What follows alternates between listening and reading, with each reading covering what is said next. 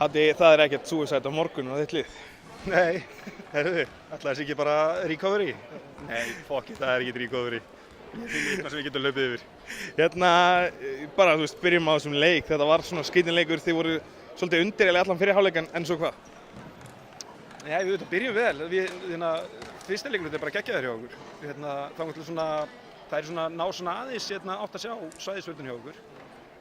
Síðan við bara hittum ekki raskat í öðrum leikluta og það er bara ástæðan fyrir að við lendum undir. Það er ekkert vegna sem við erum að taka slæm skoti eða erum að spila illa eða það er eitthvað að yfirspila okkur.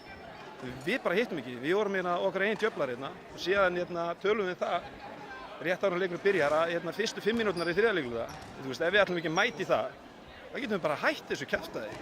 Og það er heldur betur mættu maður. Sástu það? Það var geggjað. En ég meina, þetta var samt skallangunum að góður hlaupi og þannig að mistu Mari út af sem hún var að vera gjörsamlega geggjuð undir körfunni. Það hefði getað verið moment til þess að þetta færðist yfir til skallangunum sem það gerði ekki. Hvað fannst þér gera muninn þar?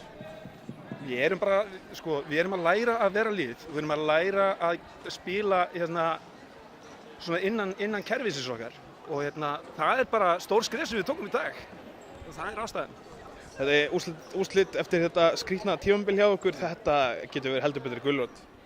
Já, ég meina, við bara hugsaum þetta næst, eins og ég sagði við síðast, fokk tímabilið.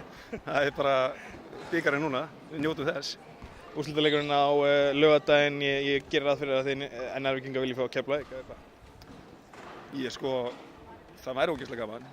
Það var líka ógeðslega gaman að fá Snæfell. Það er bara líka ógeðslega gaman að lyfta bikarnum, þannig að mér er alveg sama hvað kemur á móti okkur. Ég veit þetta er leiðilegt svar, en þetta er bara staðreynd. Ég er hérna uppi, ég er með eitthvað sem Jonni í Dominos-skvöldinu er að fá að drekka. Ég er þar núna.